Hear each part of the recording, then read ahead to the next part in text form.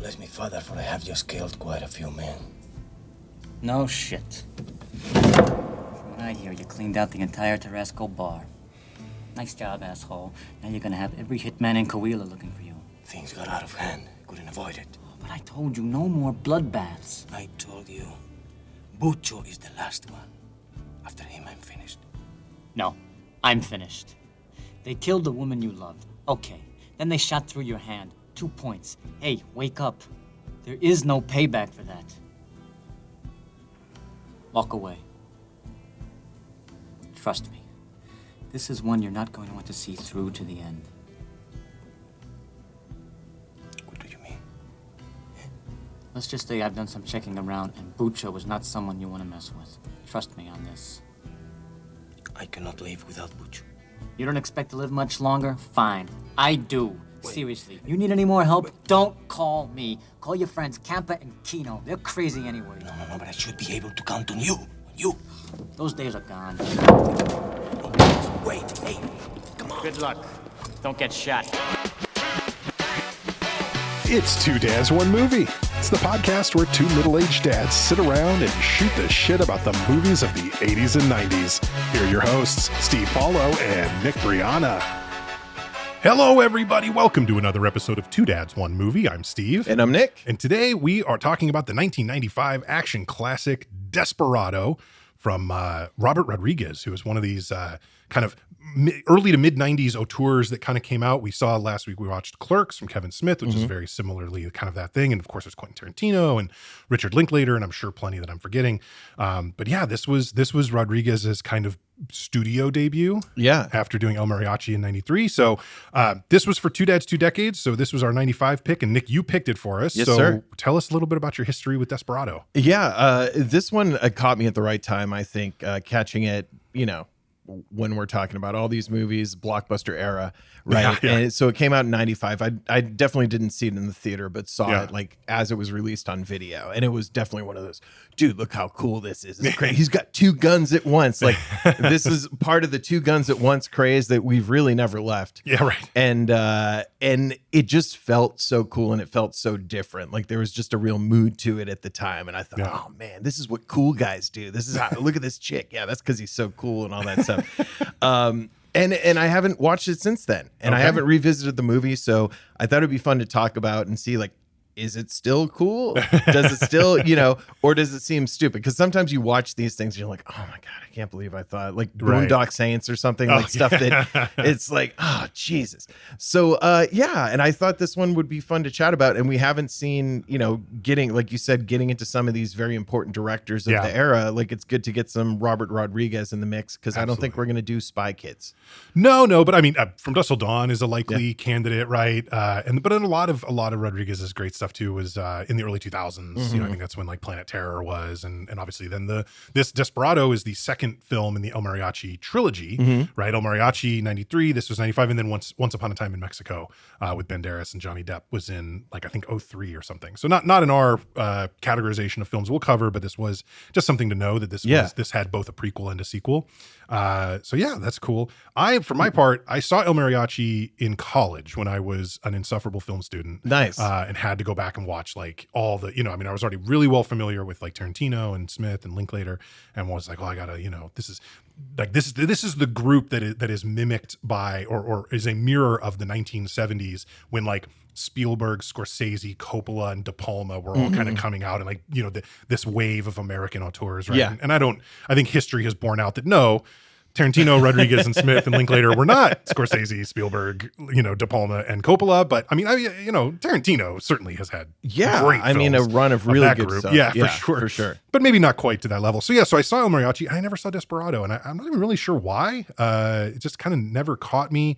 I wasn't as big a fan of El Mariachi as I was of like Reservoir Dogs and Pulp Fiction. So I think I just kind of gravitated in this style of like 90s American cinema. I think I just was pulled more towards Tarantino than Rodriguez, so I thought it would be really, I was happy to see it. Have not seen Mariachi since college, so I really don't have a lot of frame of reference. A lot of this felt very familiar. Yeah. I don't know as much if like I kind of want to go back and watch Mariachi now because I don't know if it's like exact set pieces were taken or if it was just the feel of a tragedy has occurred. He's hunting down the killers, kind of thing. Because the Mariachi, there's the mistaken identity part of it as well. So it's like a different story, but a lot of this felt very similar to that movie. Yeah, I mean, it is just generally, we'll get into it, but it's kind of hard to tell like what's a flashback and what's not, because it's generally the same kind of shit happening. You know? Yeah, for sure. Yeah. All well, right. Good. I'm excited to chat then, and excited that you got to see it finally. Yes, me too. Let's jump into the facts on Desperado. All right, the film Desperado was released on August 25th, 1995, with an R rating and a running time of 104 minutes. It was written and directed by Robert Rodriguez. It stars Antonio Banderas, Salma Hayek, and Joaquim de Almeida. On Rotten Tomatoes, it scored 71%. On IMDb, a 7.1, both respectable scores. It gets a thumbs up from Gene Siskel, but a thumbs down from Roger Ebert. Let's see, awards. It didn't win any that I could find, or at least that were kind of worth mentioning, but it did get nominated for 2 1996 MTV Movie Awards, which is one that we do pay attention to fairly often. Antonio Banderas was nominated for Most Desirable Male. He lost to Brad Pitt in Seven, which I get it. Total argument, easy argument to make. Yeah, Brad Pitt, both romantic movies. Right. No. See, that's what I'm getting at. Yeah. They're both hotties, whatever. They're handsome, good-looking Right. dudes. So I totally get the idea. Like, well, is it Pitt or Banderas? Like, in a vacuum, that's a great argument to have. Right. But Banderas in The this role, movie yeah. versus Pitt in Seven is mind-blowing. It's to crazy. me because Banderas is like playing the sexiest version of Antonio Banderas in this movie, and Brad Pitt is not in Seven. So, but it gets better because this film was also nominated for Best Kiss, obviously between Banderas and Salma Hayek. Okay. But the winning kiss was from the movie Species, when Natasha Henstridge pops her tongue back through the back of the guy's skull.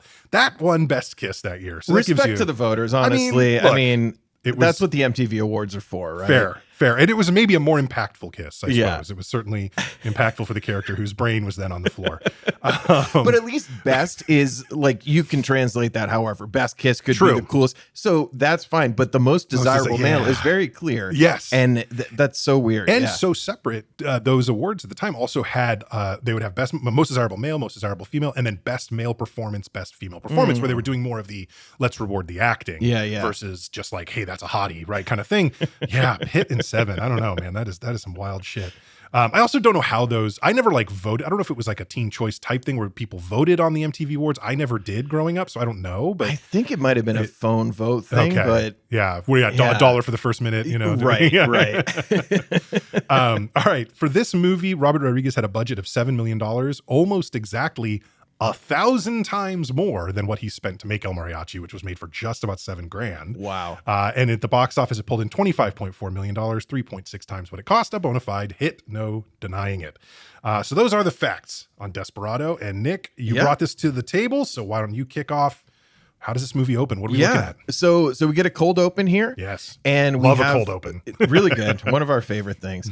And we've got Steve Buscemi's character who walks into this bar, and it's this very, classic, like Wild West, like dirty, dusty, rough and tumble kind of bar. And he stomps out his cig and he gets up, and he's very, he doesn't belong there. He very clearly doesn't belong there. And he is not concerned really about what these guys think of him or anything. Like, he's very confident and stuff. They're kind of put off by him. But he goes in and starts telling this story. And he's, like, I'm actually lucky to be alive. And starts telling this whole story about at this other bar he was in another town. The biggest Mexican I've ever seen walks in. And, his face is always in the dark. And he's very mysterious. And then just, slaughters everyone. He's looking for this guy named Bucho. And he kills everyone. Right. And it's kind of cool as he's telling the story. We get little shots of him, with these ridiculous guns. The guns that he has are very nice. It's like there's almost a steampunk element to it, like how big that stuff is. There's like a it looks like a pistol shotgun with a with the barrel, the kind of barrel cartridge. Yeah, just crazy work. I love Buscemi's character here, which, by the way, I had to look it up because I didn't think anyone ever referred to him by name in the movie, but he's credited as the character's credited as the name Buscemi, which is interesting. I'm not really sure if Rodriguez has never named him or what, but that's the character name officially. But he walks in and he puts his cigarette out on the floor and he stomps it out for like 30 seconds. Like he's just grinding it into the floor, and it's attracting all this attention because it's like, whatever. And he's so good at grabbing the entire bar's attention because he goes up to the bar and he's talking to Cheech Marin is playing the bartender, who credited as short bartender, which is I'm sure he appreciated. So he starts telling the story, and initially these guys are like, fuck this gringo. They're looking at him like, might as well slit this guy's throat. Like, look at him, right? Whatever.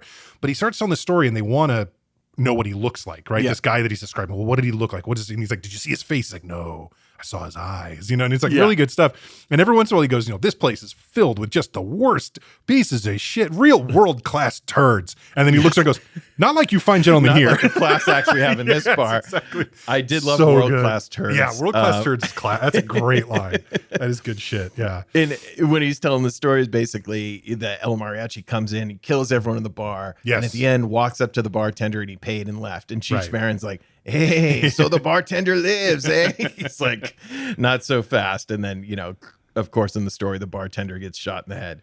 Right. Really funny. So we end up with him scaring the shit out of all these people because he knows that they're, Bucho, this might be one of his controlled areas, and he's getting the word out and everything. So these guys are fucking spooked, and they're just like, I'll give you beer. Like, you can drink for free if you tell me what he looked like. Exactly. And he's like, you know what, man, I'm out of here. I think he's headed this way. Yeah. So and really cool way to open the movie. Absolutely. And then we get the credits kind of roll after this, but it's like clear in a moment. Like, I'm just going to jump ahead in a second, but he's like on a fishing expedition. He's there to see, is this a Bucho aligned bar? How do they react to me saying that name? Because he's right. As soon as he said that name, that's when everybody turned. That's when everybody went from fuck this gringo to, oh, we better pay attention to what this guy's saying because this sounds important, right? And of course, El Mariachi himself is a legend. He's a bit of a Baba Yaga, boogeyman, John Wick kind of thing going on among the drug cartels in Mexico at the time, right? That's the idea here. But part of the opening credits then is our hero, El Mariachi, singing in a mariachi band, right? And kind of whatever. And I recognized the song. It's like, ay, mi amor. And I was like, oh, cool, this song. And I had no idea this song was written by Antonio Banderas and Los Lobos for this movie. Oh, that's funny. It's called Canción del Mariachi, and it was written by Banderas as a co-writing credit with Los Lobos.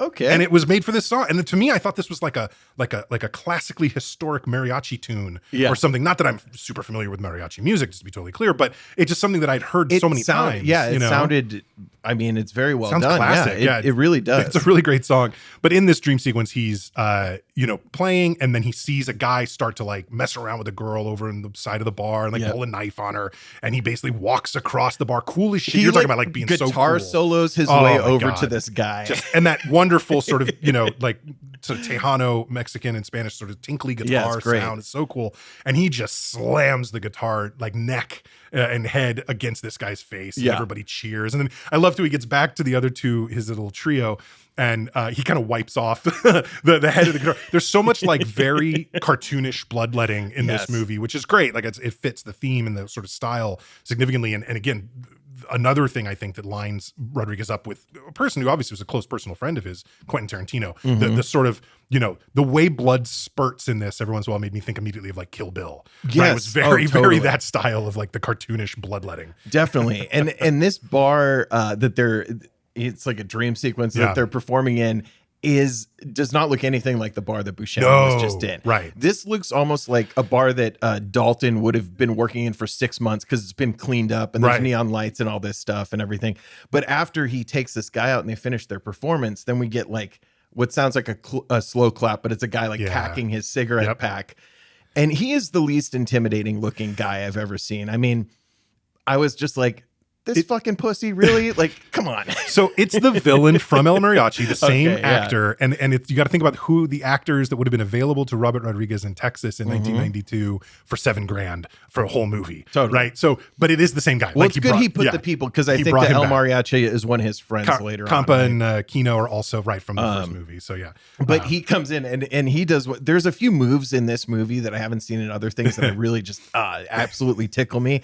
I like him striking a match on his henchman's face to light his cigar. That's really good. Or to light his cigarette. Yep. So what he ends up doing right before he wakes up from this dream sequence is he shoots Banderas in the hand. Right. Or he flashes to this guy has killed his woman, basically, and he shoots him in the hand. Right. That's sort of the punishment he was able to, like he's can't play guitar anymore because he's being punished by being shot in the hand, not just killed, kind of thing. So yeah, so and then he kind of wakes up. This has been a dream. He's sort of because he's remembering back, and he wakes up, and then Buscemi, knocks on the door, and I love the the exchange, like, who is it? And he's got the gun. It's the only friend you've got, which is like good character work in one line for Buscemi there. But basically tells him, I found the right bar. Yeah. Like this was definitely the right bar. They reacted. Buscemi, the way that he is, it's so much more effective to have him in there than a guy who maybe seemed more like even Texan or someone who like lived in Mexico. Like he's so out of place. His voice is so specific. Like it's really great to have him in Absolutely. Yeah. He's great.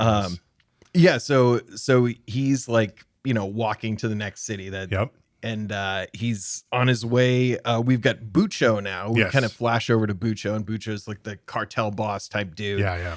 This is Joaquin de Almeida, the other kind of star, I guess. Yeah. He kind of has like the Ellis from Die Hard look a little bit, like that kind of beard, but not kept too long, kind of cool guy look.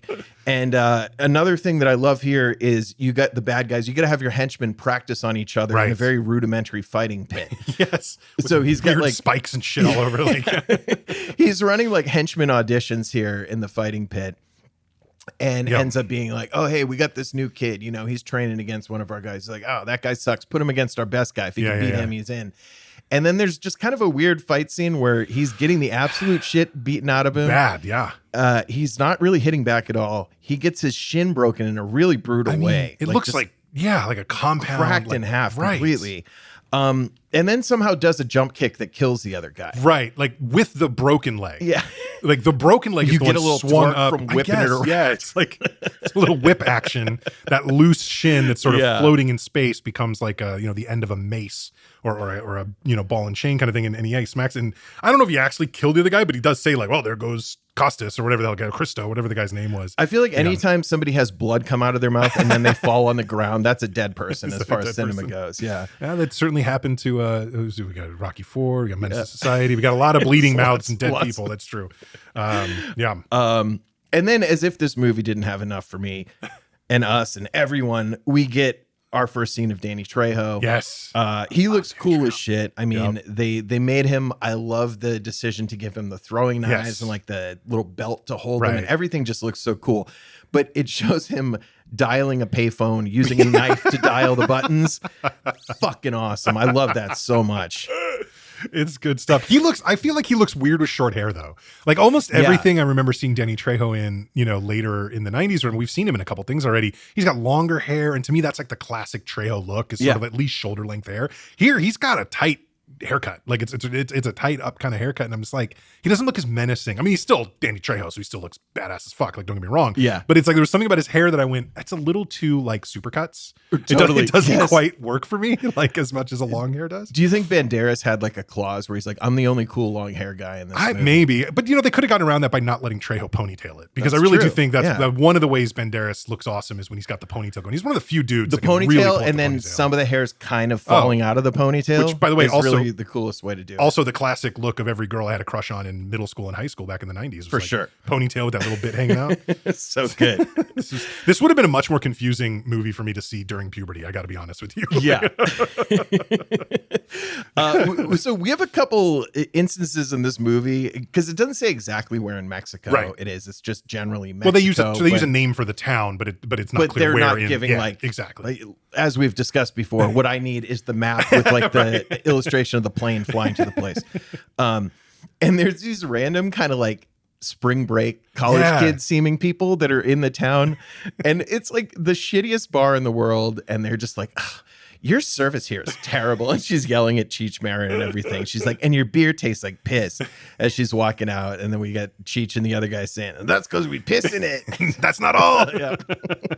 It was funny though, because they did pay, but it almost looked like for a moment these girls are going to get shot. Like, like it really was menacing. It is funny, the boldness of like, everyone is on eggshells constantly, and everyone's so scared of the cartels, except for these entitled ass kids who are like, I didn't get everything exactly the way I wanted. The way she starts it is, I used to work in a bar, so I get it, but it's just like, Jesus, kid. Oh my God.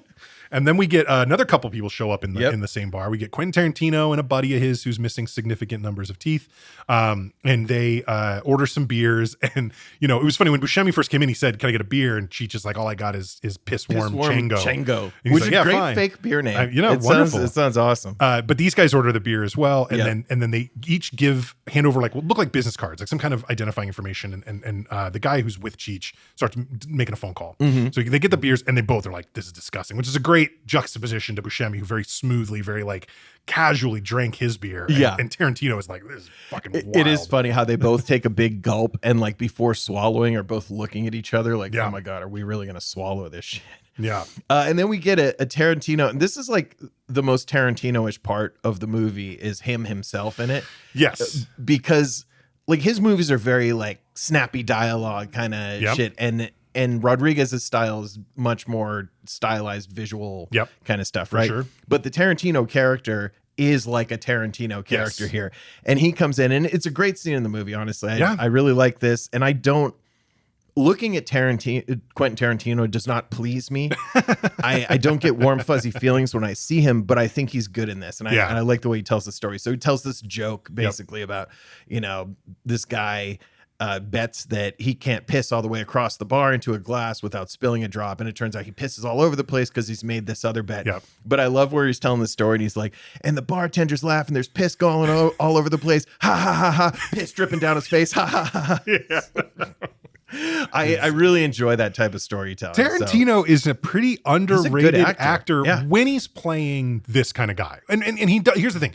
I feel like he's an underrated actor when he's in his zone, and probably we understand properly what his range is. His range is very narrow. But when he's playing that guy, whether it's this character, it's his character from Pulp, Jimmy from Pulp Fiction is like kind of the same guy. When he's playing this guy, he's, I think, a lot of fun to watch. And I don't, like, the man himself has got all kinds of fucking demons and shit that I don't want to get into, but like as a screen presence, I like him in this. I like him in From Dusk Till Dawn. I like him in Pulp Fiction. Like when he's on screen and he's in that narrow range, he's a lot of fun. He has to be kind of like an annoying guy that nobody wants to be there. Yep, absolutely. And that's his wheelhouse. It is. He nailed it. He crushes it. So it's great. So he tells this joke and the guys like it, and then Cheech pulls out a gun and shoots the guy next to Tarantino. Yeah, like he didn't check out. Your friend, he didn't check out, and moves the gun right to his face. He's like, "You checked out just fine." And then Quentin does the thing immediately where he's like, "Oh, actually, good job. Actually, I'm glad you did that. I just met this guy and everything." It's good to see that your system works. So you see, like this is better for me. And meantime, the dude's brain splatter is on Tarantino's on the side of his face. He's kind of like, "Oh, okay." So they take him in the back. He's obviously there for a purpose, and they take him back. And while he's in the back, El Mariachi shows up to the bar and is carrying his guitar case. Yeah, and that's of course was part. I did notice actually that when Buscemi told a story about him at the other bar, he didn't say guitar case. He said something like a briefcase and put it down, whatever. Right. But it's clear that this is the legend that they're all aware of is the mariachi, the man with the guitar case full of guns kind of thing. Right. So they're pulling guns on him, like whatever. And finally, "We got to check your case. We got to check your case." So they open it and it's a guitar. At first it looks fine. And they're kind of like, "Oh, it's just a guitar. It's okay." But then turns out it's not a guitar. That's sort of it's like a false guitar that opens up. And it's all this crazy, wild shit underneath, just like in the sort of storytelling sequence. And this is when all hell breaks loose in this bar. Yes. And we get one of the first of maybe 3 or 4 like significant gunfight scenes. Actually, I guess it's the second because in Buscemi's story we got one too. Right. But this is like a really concentrated sort of like gunplay scene now. And we've got double guns. So El Mariachi is like, of course, you can produce them from your sleeve if you're cool enough. That's very cool. All you got to do is kind of flick your fingers and the guns pop conveniently right into your hand. And then the dudes that are sitting in the bar at this table, all of a sudden it's just all the furniture's flipped and then they all have guns and shot. Like there's not a single non-henchman in this bar. Correct. And they're all carrying like Uzis with suppressors on them or something. It's really wild looking guns. Again, big. If you're a drug cartel, you'd probably do better financially to buy a bunch of the same type of gun in bulk. Yeah. And it seems like it's like G.I. Joe, where it's just like, just wear whatever clothes, even though we're supposed to be an army, like, just whatever gun you want. One thing real quick about the secret room. Yes. Oh God. So when they go in the secret room in the bar, they're walking and looking at like kind of increasingly gross toilet stalls. Yeah. And then they finally open one and it's just absolute disgusting, worst toilet in Scotland from Train Spotting, just like splatter and disgusting. And then the secret door is there. Yeah. But it reminds me of, and it seems like, they probably use real shit there to keep people away, right? Yeah. Good camouflage. In Breaking Bad, there's a part where they have to basically smuggle Walter White in and out of a building without people seeing him, and they're doing it by putting him in a laundry bin. Right. So it's like, get in the laundry bin, we throw stuff on top of you and bring him inside. And one of the funniest things is he comes out when they get inside and he's like, does the laundry have to be dirty? Jesse. It's like, yeah, for authenticity, it does. Jesse. And just for authenticity, it has to be real doo-doo on the walls of this toilet. So, so we're in our shootout, and this shootout is great. Good stuff. El Mariachi is like, as he shoots, flicking his wrists forward, which is one of my favorite things, as if it's like, this bullet's not coming out fast enough. I need to also fling it at you. I mean, if you are pulling a trigger while pushing your hand forward, that is a small amount more. You're offsetting the recoil, right? too. There you go. Know? Yeah. And man, so we get all these great things. At one point, there's a dude who's like ducking behind the bar and he's under the ceiling fan. Oh, and yeah. El Mariachi shoots the ceiling fan and it comes down and like just knocks the guy out. But then when he goes and sees the guy laying on the ground, the fan's still going, just kind of like slapping him in the face. It's really good. Yeah, and we get a great a moment that actually made me think of, unfortunately. It kind of is like a scene in Die Hard when he shoots up through the conference table. Yeah. Right. But Mariachi has to like kick himself back and slide back along the floor to shoot a guy on the bar that's coming at him. And that's I feel like one of the classic stills from this movie is him on his back, the two guns up. Very cool. Yeah. And he ends up, there's only kind of one guy left and they're both going at each other, but they're both picking up empty guns. And this is a very creative, great sequence, I think, in this movie. That guy came from the back. He was like in the back dealing with money with Tarantino and the other guy that's there. Well, when all hell broke loose, the other guy who was like Cheech Marin's right-hand man kills Tarantino because he thinks he's part of what's going on. Like, hey, how convenient, that this guy shows up right when you do. Yeah. And the other guy goes out to like see if he can help, I guess, basically. And they're like, they both unload what they've got on each other, never hitting each other, which is something we should mention. Not since Commando have we seen a movie where a man can just stand in front of a bunch of oncoming fire and just never get hit. It's really Schwarzenegger level. It's amazing how he makes those bullets miss. Yeah. But once they're both out, they get a moment where they both reach for a pair of guns and are just at each other's face and click, click, nothing left. And they're just like running through the room trying to grab a gun. And my first thought was like, dude, I would have just take the Uzi you're holding, which probably weighs like 15 pounds or whatever, and just bash the guy in the face. Yeah. Like, come on. This is like when you throw your gun at Superman. You got to do something. Seriously. I know. It was great. Like the way that they were both reacting to each other and moving so slow. And then finally El Mariachi was just like, fuck it, and snaps the guy's neck. Yeah, that's right. So great scene. He leaves the bar. There's a sign on the wall that says members and non-members only. I love that sign. I saw that too. That was really great. Yes. My favorite kind of jacket too. So now we see Salma Hayek's character. Right. She's like across the street. She's just kind of walking down the street as Mariachi comes out of the bar and is heading down. But then the guy who, again, was sort of like Cheech's right-hand guy has followed him out. And he's apparently got a couple of guns on him. And he's kind of following Mariachi, running down the street. And I know we notice he passes Trejo, but Trejo doesn't like react. He's just kind of watching stuff.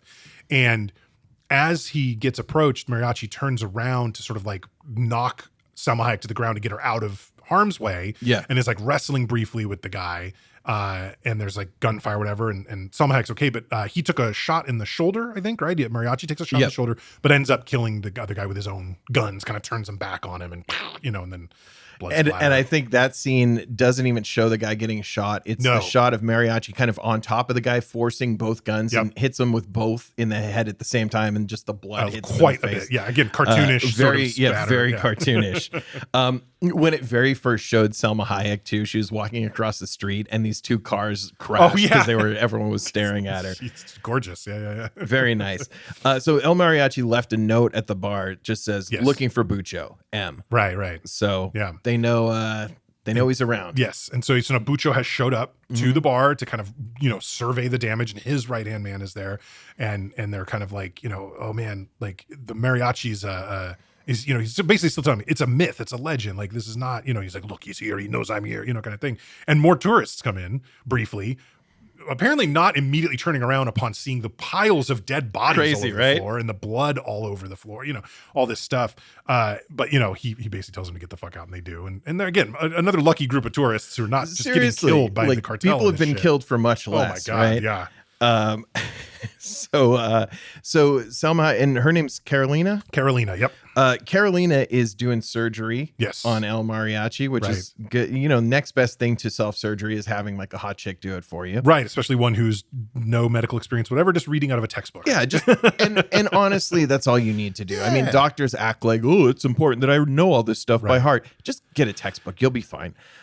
She uses a lit cigarette to cauterize the wound, which seems like the most painful because it went into a bullet hole. Few things. One, this is where the actual medical training would be helpful because now that wound is clearly infected. There's no way that that's not a problem for the wound itself. And then, the cauterization kind of like needs to be like on the sewn up part or as big as, the heat applied needs to be as big as the wound so that it all cauterizes. Right. This is really just her seemingly playing with his wound. Right. I just want to make sure there's ash inside. Yeah, that's a great idea. And then he goes to sip water or to take pills and sip water. And she doesn't tell him until after he's brought it to his mouth that that's hot water that she was using for the surgery or whatever. And he, it's like probably like near boiling, like really hot. Oh my God. But she stitched him up, he's recovering. Yeah. We're back at the bar and Bucho has now arrived and he sees the aftermath, all the bodies. Right. And there's one dude who's just like lifting full bodies and chucking them into a pile.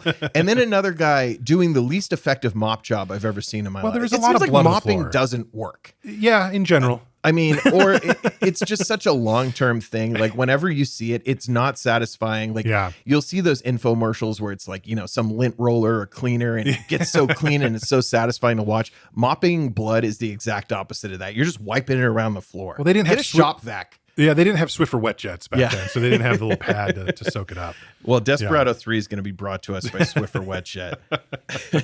So they're mopping up in there, and then actually Trejo comes in. And Bucho arrives, he leaves with his right hand man, whatever, and Trejo shows up and kind of just looks at these guys and is like playing with one of his knives. Mm-hmm. And then I think it's like they're basically like, get the fuck out of here, and he doesn't. But then like they look away, and when he looks back, he's gone. It's just sort of like he's just continually showing up as this sort of specter that's just in town and looking around and whatever. So now we cut to Bucho's compound, his home, and this armored limo shows up. Yeah. And, his right-hand man's so proud of it. He's like, Bucho, look what I got. Like, it's all set, exactly what you wanted. It's exactly what you wanted. And he's like super excited. And he's like, okay, take it. And go find the guy that is doing that, killed all these men. Like, go find him. Like, and he says, in town, you see anybody you don't recognize, just kill them. Kill him. Just kill them. You know everybody in this town. Go kill it. And which, by the way, all those white tourists are in deep shit now. There's officially green light on those guys. It is funny that it's almost like unspoken that like, well, we're not fucking with the Americans because that blows back too hard on us. And they're like, good. That's bringing money into the crowd. Which if he's then, sort of the, if he's like in Roadhouse where he's, Brad Wesley, ringing the town full of, to get their money for protection. Well, they got to be having some outside money come into the town, and that's what your white tourists are for. Like, these are your double deuce patrons. Maybe it should have been if you see anybody Mexican you don't know, kill them. Maybe that would have been more specific. That's what he really wants. So let's see. They've got a couple things real quick. They were looking. El Mariachi and Carolina are kind of. She looks at his guitar case, right? And they open it up and they're looking at all the different things. And one thing, so this great like codpiece gun with like, total dick and balls thing looks great. Yep. And he said it saved him a couple of times or something like that. Yeah. So Bucho gets a call and finds out that his boss, so he's not the boss, right? He's still has people above They him. keep referencing that the Colombians are watching them closely, and so there's obviously this like so they're probably in charge of the drug. Yeah, there's some they're a certain level that is like higher than the street, but not the supplier. They still and he gets a call basically saying, we sent someone down here. Yeah. He's like, all right, what does this guy look like? Yeah. Like, we're not going to tell you. He's like, I need to know what this motherfucker looks like so that we don't kill him because I just sent my guys out to kill everyone. Yeah, right. Yeah. And he's yelling at everyone. He's like, what's the phone number in my limo? Yeah, that's right. And no one knows. He's like, I don't know. It's a new car, boss. The one guy that like shrugs and kind of smirks. He does it over and over again. He was like there for the limo delivery with a big mustache. He's hilarious. He's like every time he goes, like he reminds me of like the plethora guy from Three Amigos, and also the like right hand man, not Mexican, but the right hand man of Governor Jay Lepetamine in Blazing Saddles. The Slim Pickens character from Blazing Saddles, also just kind of like, I don't know, like, you know, kind of thing. Yeah, he's good. A little bit of comic relief because Bucho is not giving us much in terms of comedy he's or very entertainment. serious. He's just the most serious man. He's very serious. But before, like at one point, so after leaving Carolina's, he asks, hey, can I leave my stuff here with you for a minute? Mariachi does. I got to go to church. I got to go confess. Got to go to confession. So he goes in, and it's not a priest in the booth with him. It's Buscemi. Right. And he's basically telling him, like, look, dude, you know, I've looked around some more. Like, you know, Bucho's not the top. If you're going to keep going, you're never going to figure this out. This is never going to end. You don't want this. You should just fucking forget it. You got the guys that actually killed her. Mm-hmm. Stop it. You know, kind of thing. And he's like, no, I told you Bucho is it, you know, kind of thing. But he's like his attempt to go. And he basically says, I'm not sticking around with you. Like I'm done, you know? So when he goes to leave, they're then being followed by Danny Trejo. Right. And this is when we really get to see Trejo's sort of armament. Yes. Because he opens up his vest or whatever. And he's got this almost cummerbund. Yeah, it is like a cummerbund. Of just so many throwing knives, like dozens and dozens of throwing knives. And so he starts kind of attacking Buscemi and Mariachi and kills Buscemi right away. A couple of throwing knives right after Buscemi says like, "Oh, I plan on living a long time." That's right. Yeah, exactly.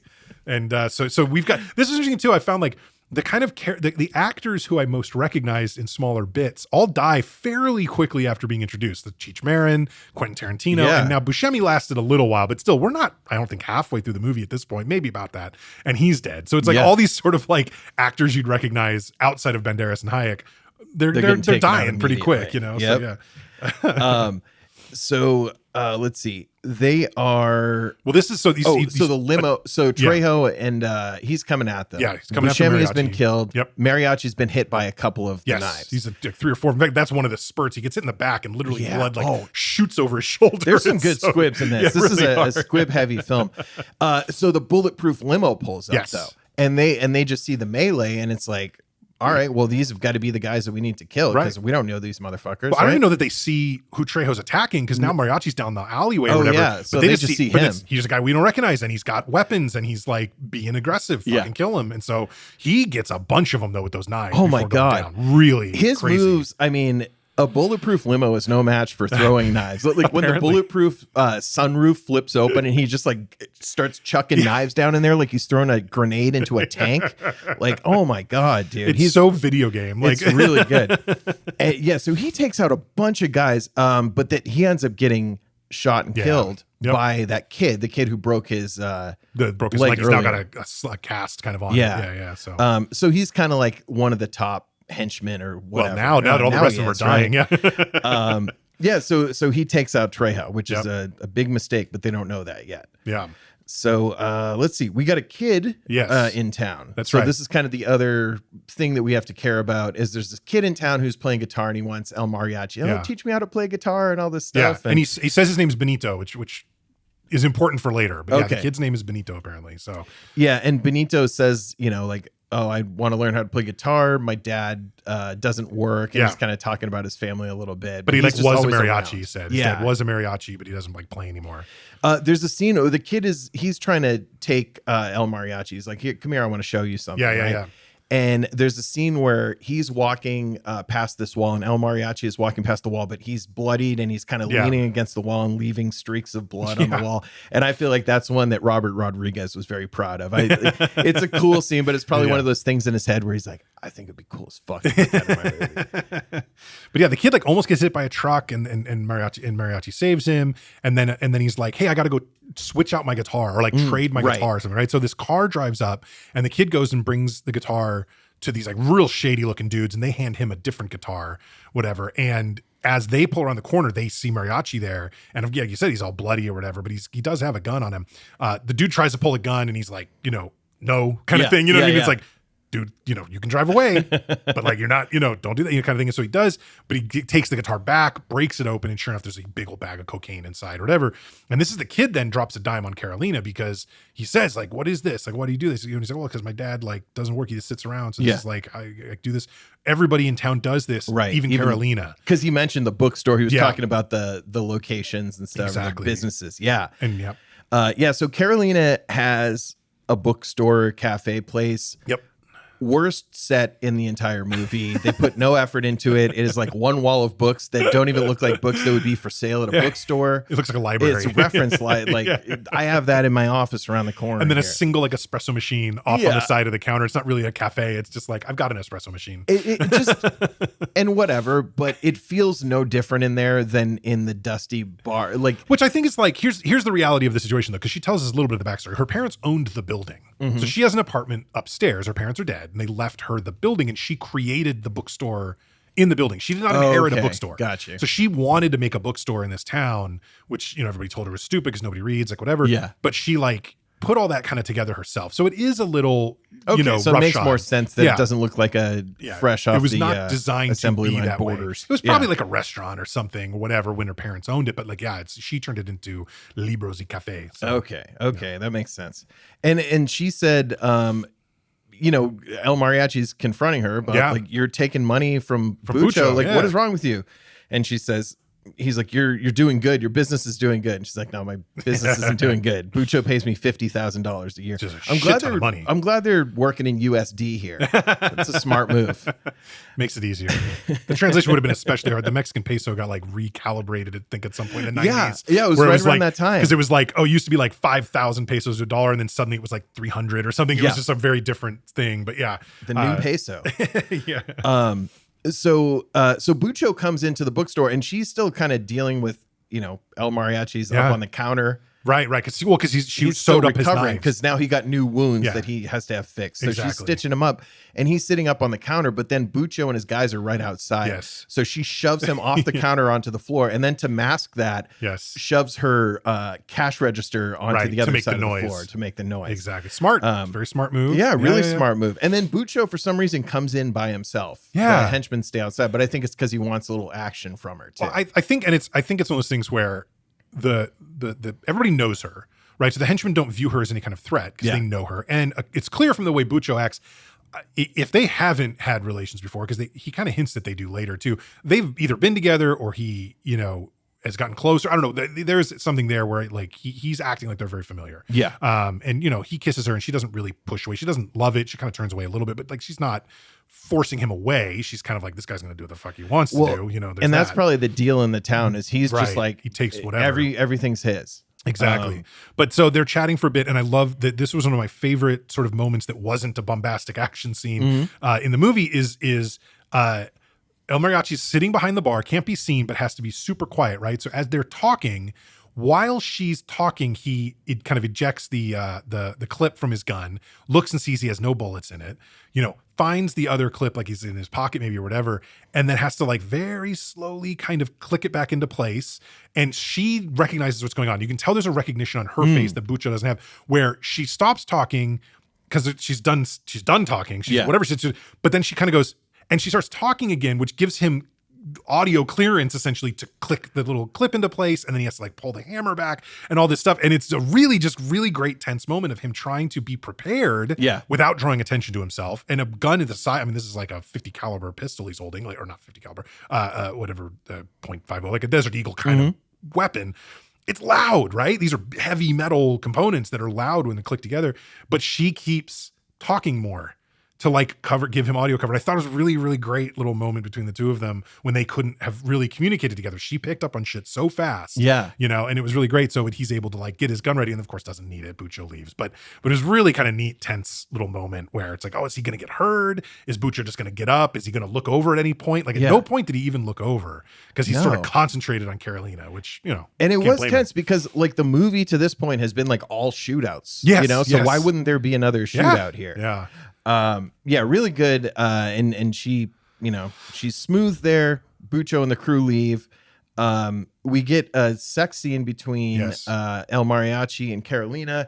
There's entirely too many candles for like how much they're probably moving the walls and like I don't know how structurally sound those shelves are and stuff. It feels like it's a it's a problem waiting to happen. But it's a good scene in that, I mean, obviously it's a good scene for lots of reasons. I mean, Salma Hayek's beautiful. They're both very sexy people. So it's like, it's great that way, but it also like, it feels tender. It feels warm between the lighting, the music they choose, like all this stuff.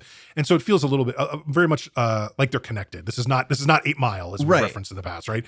And then we get the immediate cut, right? We juxtapose that with Bucho and his girl. and or is it even, I don't know, is it even his girl that's in the, I couldn't quite tell. I couldn't tell if it was like different. that kind of henchman lady or what. Or if it's just some random kind of hooker or something. I don't know, but whoever he's with, he does not give a shit. He is fully disinterested. He's smoking dude. a cigar, blows it in her face, and she like chokes and coughs. It's like, holy shit, this couldn't be more different. He was just like catatonically looking forward. It's like a guy who has $10,000 bet on a football game and it's in the third quarter and, you know, he's lost like ages ago and it's just kind of like, what the fuck, dude? His team is down by 40. And Bucho like blows cigar smoke in her face and everything. He's gross. But then he kind of has this realization and he's like, Mariachi's in the fucking bookstore. So he calls his right-hand guy and he's like, he's there. Like, and this was, I thought, weird. And I know why it had to happen for the movie, but for the character, it felt weird. He says, if she's hiding him there, kill them both. Make it look like an accident.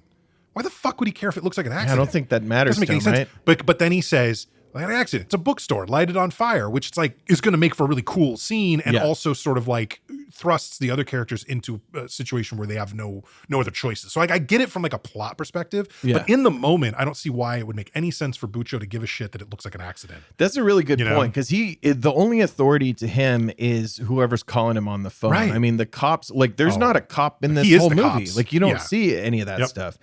So yeah, that's a good point. But they get there and they're outside the window. So Carolina is singing. Yeah. And she has her eyes closed and everything. It's a very tender scene as El Mariachi's sitting down there, laying down and sees the shadows of these guys outside the window. Yeah. And he slowly pulls his guns out. So he's got a gun on each guy, but doesn't disturb her singing, you know, and as they're kind of walking behind her, they're both there. So it's like, well, I can't shoot through her. Right. So he just boots her over and starts shooting at these guys. Also, are we to believe, it seems like in the way the day is going, that this scene with her and the guitar and the guys approaching the apartment happened kind of right after the sex that they had. Yeah. He is fully dressed. He's got his boots on and he's laying in bed. I just don't, and again, we have to, because we have to about to have him go, you know, he's not going to get dressed. Yeah. He's not going to have time to get dressed if he has to, you know what I'm saying? So I get it, again, from a plot perspective. But for like, the characters. was he fucking with the boots on then? Well, we saw him. They were both completely butt naked. We saw them in the thing. There was, you know, lots of skin in that scene. So another thing where it's like, I'll be totally honest with you. This is where the movie I start having problems with it. Dude, 100% agree, because I loved it to this point. Yep. And it was the very first crack it for me was Bucho saying, make it look like an accident. I was like, why the fuck does he care? And numerous things we're about to get to, I went, what? And it really kind of, this movie to me a little bit falls apart from this part out, but we'll keep going. Yeah. But basically, like, it's another great shootout scene. And then I do love that, you know, she's trying to get her shoes on. First of all, girl heels, you don't got any flats you can throw on. You really think, am I supposed to believe that a woman who lives in a little village in Mexico doesn't own a pair of fucking like sandals? It's like dirt roads and stuff. It's not like you're not walking around a mall. Yeah, exactly. But she throws on mismatched pumps, which is pretty cool. They're fighting people. They go down the stairs to go out through the front door of the bookstore. And of course, it's on fire. So this is one of the reasons we had to have, but of course, Bucho didn't need to say accident. He could have just said, kill them both and light that fucking bookstore on fire. Yeah. He could have just been aggro about it and it would have made more sense. Anyway, that happens. So they have to go back up. And now they're basically up on the roof, which is like scary because it seems like there's a lot of distance between these buildings. Yeah. But she runs and jumps like a fucking track star, taking the heels off, of course, right? You know, but then him, talk to me about how does this work? So it looks like he falls. So El Mariachi, Carolina jumps to the other building because there's guys who are coming up after them, right? They got to do something. She jumps to the other building. He throws the guitar case over there and it lands. And then he's somehow like tipping off the building on his tiptoes, and it looks like he's about to fall off, but then he gets enough thrust out of his legs that he can do like the backwards jump while he's shooting at the guys on the old building with his two guns and has enough power to like land comfortably on the other building. He didn't barely make it. With 10 feet to spare. Yeah, he's like the middle of the building, dude. If we're talking about the hockey game in Clerks, he landed on center ice. Yeah, right, exactly. And oh my God. God. So I don't get the physics of that at all. Yeah. But it looked cool. And again, that's one of those things where it's like, oh, it would be cool if someone did this, you know? And then we get the most I would call sort of formatted or pre-planned shot of the entire movie. He takes a couple of grenades out of the guitar case. There's two guys down on the street. He throws the grenades down. As they start running away, the grenades explode. And as they're walking, Carolina and Mariachi are walking along the rooftop, this big explosion happens behind them, right? And it's a great, I mean, honestly, it's probably the cover for this episode because it's a great shot, the flame behind them, and they're walking, holding hands, and she's got his jacket on. Fucking classic. Really cool. Visual, really fucking cool. Like you were saying, you know, comparing like Tarantino and Rodriguez having such this visual language and this visual style. This was like, again, one of the coolest images in a movie full of cool images. Yeah, you know, totally. for sure. Very, very neat. And while they were on the roof, he had a clean shot at Bucho. Right. That Bucho he did arrives. not take. Yeah. Right. Because she says that's Bucho. There he right is. There. That's him. Yeah. And yeah. he can't But do he it. sees his face. Yep. And then he doesn't. And he doesn't tell Carolina why. And he doesn't tell us why. Like the audience is left in the dark like she is, which is fine. That's a choice. But it doesn't make a lot of sense to this point. It was very strange. And it was strange that he didn't immediately tell her. It was that to me was a very odd choice. Yeah, that would have seemed pretty relevant. Because she's pissed. She's like, what the fuck? Like he just blew up my business. Yeah. He knows I'm with you, so he's going to kill me if he gets a chance. Right. What the fuck, dude? Could you please kill this asshole? Yeah, like, and it's even like, if not for your murdered lover and your fucking guitar hand, right? How about the shit that just happened and is happening? Like, I will bang you that more. will justify killing this guy, right? Right. Get rid of him, and we are cool. We can bang as often as you like. Just get rid of that fucking guy. So Bucho is fucking pissed, right? Yes. He's back at his compound, right? And he's like, you know, you see someone you don't know, you shoot them. How fucking hard is that? So fucking simple. This is what you do. And this is all this group of his guys all standing in front of him. And then he just looks in the middle to the guy that we like from earlier, the goofy mustache guy. He's like, hey, I don't know that man. Who's that? And everyone starts backing away from him. And he's like, oh, Bucho, you know, and he shoots and kills him. So, you know, he's furious.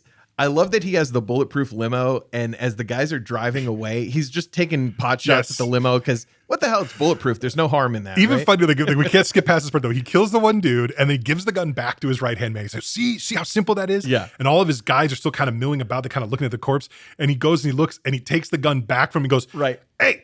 Who are these guys? Yes. I don't know these guys either. I've never seen them either. And they all like dive behind the hay bales. So funny. So good. Oh my God. So now Carolina and Mariachi are chatting. Mariachi's still not explaining why he has not killed Bucho, why he chose not to kill Bucho. But he says, you need to go take all the money that you have. You said you saved a bunch of money. She's like, yeah, it was in the fucking books, which like banana stand type situation. Yeah, huh? but if you're going to sell the books, why is the money in the books? It's one thing if it's in the bookstore, but she said they were hidden in the books. I guess she was so convinced no one was ever going to come in to buy books from her bookstore that she just stashed it's all cash. just hollowed out. It's right. All the pages are cut out, kind of thing. My wife actually made me one of those out of a copy of, it was Confederacy of Dunces. Nice. Yeah, so I got one of those, which if you ever come over to my house, don't grab my copy of a Confederacy of Dunces. You get a rock hammer in there for making your own chess pieces. Right, exactly. Yeah, for chess pieces. But no, so he's like trying to explain to her, like, well, you just need to go. And she's like, I got nothing. Like, that was it. Like, I'm fucked. Like, if you don't do this, you said you had friends. Can't you call friends? And he's like, Campa and Kino, they would tear the town apart. She's like, yeah, okay, I'm fine with that. Yeah. I'm cool with that. Let's do that. So sure enough, he gets on the phone. He calls Campa and Kino. Yes. And this is, again, very cool. And plot wise, whatever, I don't care. This looks cool as shit, and it introduces us to some new styles of weaponry, which is all we're looking for, right? So we got the three mariachis here. We got his two buddies, Campa and Kino. Campa and Kino. Yep. And then El Mariachi like walks up next to them. So we got the three dudes, and again, they're being shot at immediately. Oh yeah. The limo comes up. Yeah. They're getting blasted at, but if you don't care about the bullets. Act like you don't need the shit and they give you the shit for free. Act like you're not going to get shot and you will not get shot. There you go. I don't know which one is Campa and which one's Kino. I didn't go back and double check. But like whichever one's got the bazooka guitar case, when he gets down into that stance with the leg out like he's a catcher about to throw down to second base. Dude. I love it every time. He does it every time he shoots that thing. He's gonna get braced, The sounds so good. Okay, so we had one guy has two guitar cases which just have machine guns that shoot directly out of the guitar case. Exactly. So he's holding it by the guitar case handle, and every time he'll like kind of flip it up, the sounds of it cocking and reloading, very satisfying. The rocket launcher guy, really good gag. Really great stuff. because he also sort of just, hoists it up and pulls it down, and you hear ka-chunk, like a loud sound of like, I guess, another bazooka rocket getting placed into place. Like that doesn't work like that for sure, but still. And he fires like 4 or 5 so of many these bazooka rockets. Like, oh my God. And the machine gun guy, again, he's just kind of waving them around. Very and shooting. haphazard. Those handles are not super fixed to the case, so it's not going to like directly correlate to how the case itself is turning. There's give there, yeah. It's a bad. And plus, how heavy is that fucking thing? But I don't care. It's awesome. It was very cool to see these guys, and we just get these guys for a very short period of time. Yep. The rocket launcher guy ends up getting hit and shooting his rocket straight up in the air. Right. And then it just comes down and lands on his face. And while the other guy is walking away and just kind of gives like a very subtle wince of like, oh, damn, my best friend got killed. Oh, well. And then he gets taken out immediately, and the kid got shot. Yes, the kid caught a stray. Little Benito caught a stray. But Carolina now has stolen one of the trucks that Bucho's men showed up in, and like they're throwing the kid into it and they're driving off, whatever, to get him to a hospital. Yeah. So they do take him to a hospital, and people start working on the kid, whatever. And Mariachi leaves because he and Carolina have some unfinished business to attend to. So they go up to Bucho's compound. She knows where it is, so he says, she actually is like, I don't think this is it. Are you sure this is it? He goes, this is definitely it. So again, we still don't understand the connection. Yeah, we don't know Mariachi and Bucho, but they go inside, seemingly unarmed, whatever. And there is Bucho and like 10 henchmen, along with his like girl henchman, whatever, his like lieutenant now. And because the other right-hand man was killed in the shootout with Banquino. They ran him over with the car. Ran him over with the car, which is pretty dope, with the Jeep. So, but he was, and they recognize each other. Bucho and Mariachi recognize each other. And Bucho says, Benito? So his name is also Benito, which I think is an interesting choice to have the kid nail's name. Benito and Cesar, I think. So they start talking to each other like that. They're brothers. Bucho is Mariachi's older brother, Cesar. There's a bunch of sort of like family squabble and like dad this and like whatever, you killed a bunch of my men and dad wouldn't be proud of you anymore and all this kind of stuff. And Bucho basically says, to make this even, I'll wipe the slate clean between us if you just let me kill Carolina. Yeah. I'll kill her in front of you and then we'll be even. And then, so what happens next is definitely one of the things I have an issue with in the movie. Yeah. He does another one of his really cool, the guns come out of my sleeves kind of moment. He's got the two and he points and bang, bang, bang. And then we cut to bedside at the hospital and little Benito and Mariachi is there and Benito wakes up and Benito's dad shows up and it's a sweet moment. Yeah. How the fuck did they get out of there? How did they get out of Bucho's compound? For as much as we've seen in this film, you can't yada yada the final shootout. You have to like, because that situation, or are we to believe that the henchmen were just like, oh, well, Bucho's dead. I don't work for anyone anymore. So go ahead and pass. I can't It seems like he would have had to take everyone out. I would have liked at least one shot of them leaving the place. It's fine. You don't have to show the whole shootout. We've had a lot of shooting. Budget limitations, whatever. Walk out of that with a bunch of like dead bodies and maybe like one guy mopping. Like I want to see some carnage in the aftermath. Because that's a good point. Because we don't know like what happened there. And I can't imagine that whoever's left doesn't kill him. And here's the reason: with Bucho dead, one of them gets to run. Becomes shit the now. guy. Yeah. But you still don't want this guy hanging out. He's been killing all these people, like whatever. So it's very strange. It never gets any kind of explanation. I think it was just honestly, it feels very much like a thing where Robert Rodriguez was like, I don't fucking know how they would get out of there, but I need them to. So we're just gonna cut to the hospital. So that thing is how did they survive? But anyway, that's now Mariachi leaves, walking down the dirt road, the sort of deserted highway. He's got the guitar case, and Carolina drives up behind him and is basically like, hey, I got nowhere to be now since my bookstore got blowed up. And you want to hang out? And we got a free car. Yeah, we got the car and everything. So he throws the guitar case, like I'm done. Yeah. Gets in the car with her. I think they kiss, like whatever. And she drives off and then they back up to go get the guitar case. He goes, just in case. Yeah. One of the things they repeat between Carolina and El Mariachi is he'll say, did I ever thank you? Yeah. And she'll be like, no. He'll be like, I will. Yeah. That's right. So they come back for the guitar case and drive off into the sunset. And that part's fine. I'm fine with that part. That's okay. I'm just so hung up on. They really speed up the end of this, though. Yeah. So that is Desperado, and then we just go straight to the end. So it's like an hour 45. Right. I think decent length for the movie, but we could have had a 5-minute scene of that final battle easily. If there was a real way to get them out of that compound, we could have seen it. There was definitely time to spare. Like this movie does not suffer from an extra 5 minutes of gunplay, right? It would have been welcome. All right, that is Desperado. Nick, you brought this to the table, so let's get your rating first. Oh man, despite the issues, because I agree with you that towards the end, I mean, kind of like starting with the sex scene, which I'm not complaining about, right. But it did kind of like, it felt, I don't know, rushed or just, it wasn't as well put together. And as like just a visual experience of sitting back and letting something cool wash over you, this movie's very enjoyable to watch. Sure. It goes fast. There's not a lot that drags. I mean, there's not a ton I would cut out. There's maybe some stuff I would add. Right. I don't think there's any acting that's noticeably bad. Like everyone's pretty solid in it. Things generally look good. Yeah.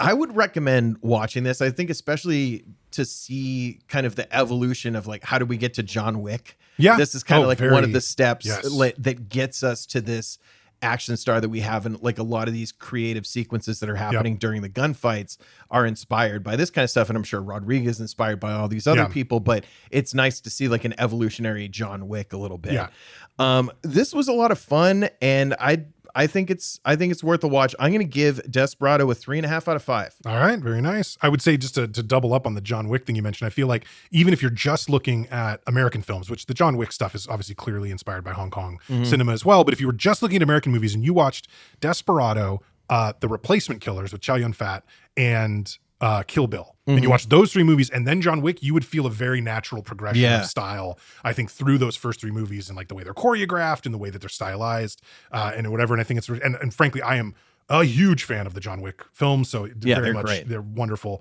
Not as big a fan of this film, if I'm just being totally honest. It was enjoyable. It's an action movie. I can absolutely turn my brain off for action movies. The problems that I had with it really were, even in an action movie, like for instance, in Commando, where the character should absolutely be getting shot more often than he is and kind of whatever. I felt like everything was a little more consistent though. The character still acted like the characters that were set up, like John Matrix does things that you'd expect him to do based on previous stuff. When Bucho said, make it look like an accident, that ripped me out of the movie right away. It really was like, I beg your finest fucking pardon. Why does he give a shit about it looking like an actor? That doesn't make any sense. And then it's so funny, the things that can pull us out of movies, that really stick with us. There was that. And then it was like, the fact that he was dressed completely immediately after the sex scene was interesting. I mean, not as bad, but all these little things that added up until you get to the end, which, by the way, the whole brother thing, I thought was like, ugh, really? That did seem too much like, and I wonder when this stuff happens, is it just an unoriginal generic thing, or is it an homage to all the classic movies always had the guy end up as his brother? Because you could read it both ways, but it doesn't make me like it anymore, really. I don't care that much. And if that's the call or whatever, like I am not personally familiar enough with the movies that it's sort of like referencing or whatever to really understand that. And that's on me. That's not on Robert Rodriguez. In general, I'm kind of on the fence as to whether I'd recommend this. If you're a big fan of action movies and you haven't seen Desperado, see it. It's a good action movie. Like I said, Salma Hayek and Antonio Banderas are both incredibly sexy in this, and a lot of great gunplay, a lot of great gunfights, good humor from Cheech Marin and Quentin Tarantino and Steve Buscemi. There's great funny little moments too, but I'm a 2.5 out of 5 on Desperado. It definitely kind of comes just under that bar of like clearly a recommendation for me. You said 3.5, right? So 6 out of 10 from the two dads on Desperado. And let's see, that brings us up to 1996. Oh, you got 96? I got 96, and I believe that means we're going to go to LA. Okay. And we're going to go to LA, and I've got this is going to be fun when we talk about it next week's episode, because I have such a connection to this movie that I'll get into then. But basically, we're going to go to Los Angeles. We're going to meet with some what's the word? Aspiring actors trying to make their way through the LA dating scene of the mid-90s. This movie really launched several careers. Not that they were the first movie for these people, but like really kind of put them on the map as like, made these them guys are stars, not side characters, right? Or could be stars. So Jon Favreau and Vince Vaughn both really hit the scene in this movie, and we're going to watch 1996's Swingers, which was a lot of fun. I have not seen it in several years, probably 10 or 15 years since I've watched it. But there was a time this was one of those movies I would watch like on a monthly basis for a while in high school and in college. Another depiction of like what we thought cool was at the time. Absolutely. Yeah, yes, sure. 100%. And this, they got the zoot suits and the wallet chains and they're doing the beautiful baby, this and that. And there's a whole bunch of misogyny that's not going to hold up. But I was thinking about it actually this morning before we came in to do this. I think it's okay because even then, those characters being that way were not meant to be liked. They were being shown to us as like, these guys are doofuses. Yeah, yeah. These guys are dipshits. Like the whole movie ends with, well, we'll get into it, but it'll be interesting to like kind of look at it with the lens of today and look back at Swingers. So that's what we'll watch next week. Awesome. We'll I can't wait. Very much fun. All right, that's a wrap. If you like what you heard, please consider heading over to Apple or Spotify and leaving us a 5-star review. It helps new folks find the show. Be sure to check out our website at twodads1movie.com. That's the number 2 and the number 1. There you can explore the movies we've covered, sign up for our newsletter, The Rewind, and even get sneak previews of upcoming episodes. Once again, this has been Desperado, another episode of Two Dads, One Movie. I'm Steve. And I'm Nick. Thank you so much for listening, and we'll catch you next week. Thanks, everyone.